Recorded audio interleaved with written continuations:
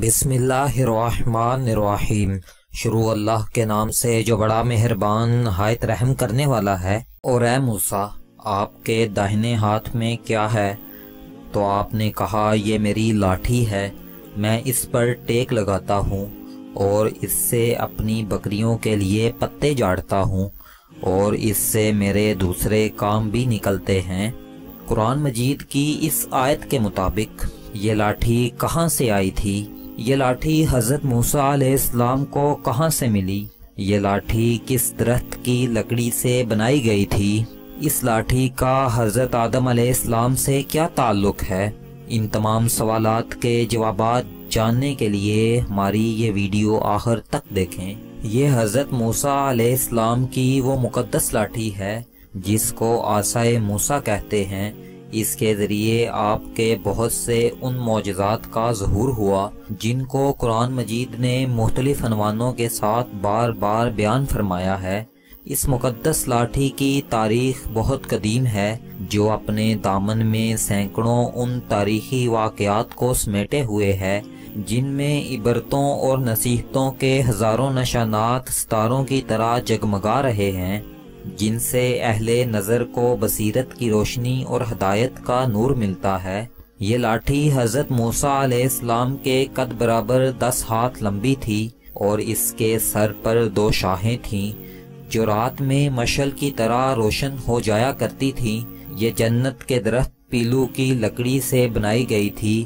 اس کو حضرت آدم علیہ السلام بہشت سے اپنے ساتھ لائے تھے۔ اس بارے میں سیدی علی جہوزی اپنی تفسیر قرآن میں بیان فرماتے ہیں، حضرت آدم علیہ السلام کے ساتھ جنت سے 5 چیزیں اتاری گئیں، جن میں عود جو کہ ایک خوشبودار لکڑی ہے، اور حضرت موسیٰ علیہ السلام کا عصا جو عزت والی پیلو کی لکڑی کا تھا، اور انجیر کی پتیاں، اور حجر اسود جو مکہ معظمہ میں ہے، اور حضرت سلیمان علیہ السلام کی انگوٹھی۔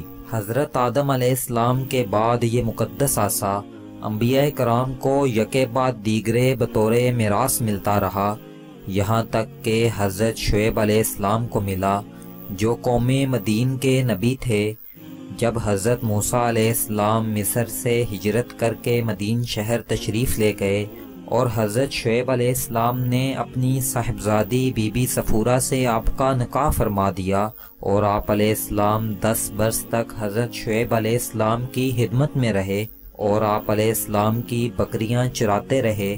اس وقت حضرت شعیب علیہ السلام نے اللہ کے حکم سے آپ کو مقدس عصا عطا فرمایا۔ پھر آپ اپنی زوجہ کو لے کر مدین شہر سے مصر اپنے وطن کے لیے روانہ ہوئے، تو راستے میں اللہ نے اپنی تجلی سے آپ علیہ السلام کو منصب رسالت عطا فرمایا۔ اس وقت حضرت حق جل مجدہ نے آپ علیہ السلام سے جس طرح کلام فرمایا، قرآن مجید نے اس کو سورہ طٰہٰ میں اس طرح بیان فرمایا ہے، اور اے موسیٰ، آپ کے داہنے ہاتھ میں کیا ہے؟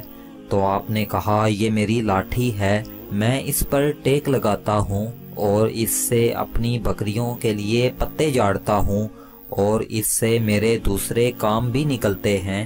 دوسرے کام جو حضرت موسیٰ علیہ السلام اپنے عصا سے لیا کرتے تھے، ان کی تفسیر میں حضرت مولانا ابو البرکات عبداللہ تفسیر مدارک التنزیل جلد نمبر 3 صفحہ 50 میں لکھتے ہیں، اس کو ہاتھ میں لے کر اس کے سہارے چلنا، اس سے بات چیت کر کے دل بہلانا، دن میں اس کا درخت بن کر آپ پر سایہ کرنا، رات میں اس کی دونوں شاخوں کا روشن ہو کر آپ کو روشنی دینا، اس سے دشمنوں کو مارنا، کنویں سے پانی بھرتے وقت اس کا رسی بن جانا، اس کو زمین پر گاڑ دینے سے پانی کا نکل آنا۔ اور جب حضرت موسیٰ علیہ السلام فرعون کے دربار میں ہدایت فرمانے کے لیے تشریف لے گئے اور آپ علیہ السلام کو جادوگر کہہ کر جھٹلایا گیا، تو اس جنتی لاٹھی سے بڑے بڑے معجزات کا ظہور ہوا، جن میں 3 معجزات کا ذکر قرآن مجید نے بار بار بیان فرمایا۔